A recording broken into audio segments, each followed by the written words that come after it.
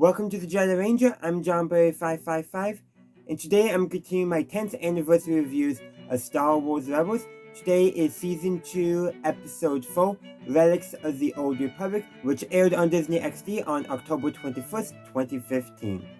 So this episode continues where the previous episode left off, the Lost Commanders, and yeah, the Empire is there and they got problems. So, just to recap the previous episode, Wolf in his paranoia betrays them to the Empire because, he's afraid of what the Empire is going to do to them. So, before they can fly away, because while the Phantom has been repaired, there's a problem. They first have to fend off a TIE fighter confirming the location, trying to find them, and then they also have to fight off a ground force consisting of 3 AT-ATs. And I just love how Rex, Wolf, and Greg are like, they only have 4 legs! They're so big, how are they not falling down? Which, yeah, and then Rex takes a closer look at them, armor like, ooh, this may not go so well. So what they do is they go run into the dust storm to blind the sensors of themselves and the AT-ATs. But even though they have an ATTE, their sensors are blinded, but they have Jedi. So that's why, Kanan uses the Force to position them in an area where they can get a shot at one of the AT-ATs, and Ezra goes to man the cannon, because earlier in the episode, Rex taught him how to use the cannon on the ATTE, and Ezra takes a shot and they destroy one of the AT-ATs. Then they start running because the Empire now knows where their position is. And that gives them the opportunity for the rebels to escape on the Phantom.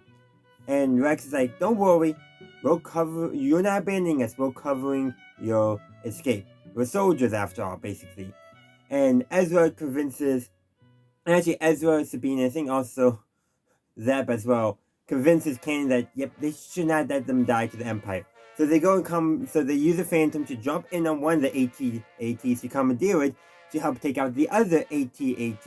And then they destroy that. Rex gets a shot at the neck, which is the weak point, and Callus and to the stormtroopers and those the AT-AT drivers go running away. They survive, of course. Got to keep Callus around as an enemy, especially because I know where his story arc is heading. I don't know if they actually had that in mind when this episode was made. And I don't know if it's established in this episode or later on in the show, but the AT-AT that Ezra, Kanan, and Zeb commandeer is turned into the new home for Wolf and Gregor to replace the damaged ATTE. And Rex decides he is going to go with them after all.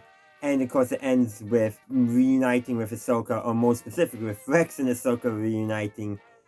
Rex comments on how Ahsoka has gotten old. She responds it had to happen. By the way, he's physically older than her because of accelerated aging, though really they would be actually about the same age without accelerated aging if I got my timeline straight. Roughly.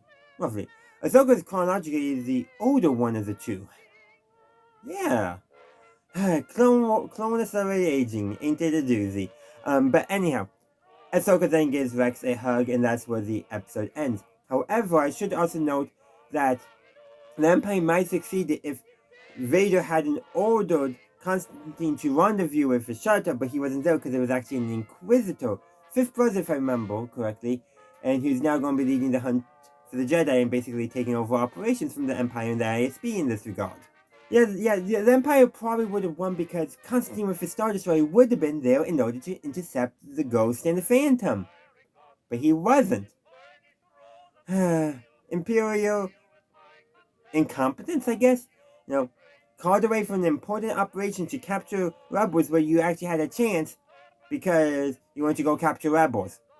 The same rebels you are about to capture.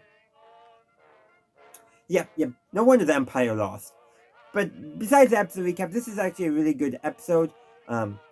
It shows basically his initial overcoming his distrust of the clones because of Order 66. At least enough distrust that he can begrudgingly work with them and save their lives.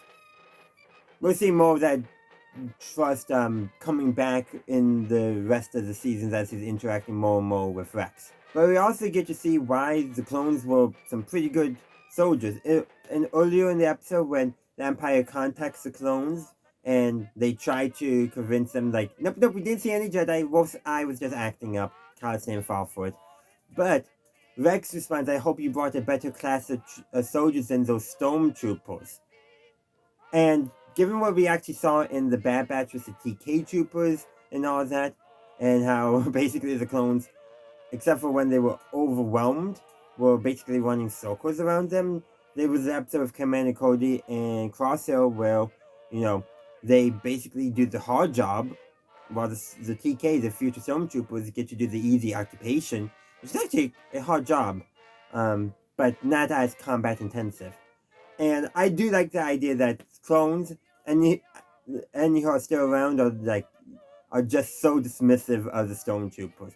I love that. I love how they kind of show the beginning of that back in the Bad Batch, and that's context that we wouldn't have had in this episode. But I think it's actually better if you don't have that context, because you don't know how the stormtroopers replace the clones, but you can definitely know the clones don't like the stormtroopers, and that is perfect. But that's what I got to say. Let's continue discussion about this episode in the comment section down below, and I'll see you next week for episode 5. Thank you for watching my video. I do hope you enjoyed it. If you did, please be sure to give this video a like and share. Also, consider subscribing to my channel to stay up to date on all my latest content. In the meantime, thank you for watching, and as always, have a good day, a good night, wherever you are. May the Force be with you always.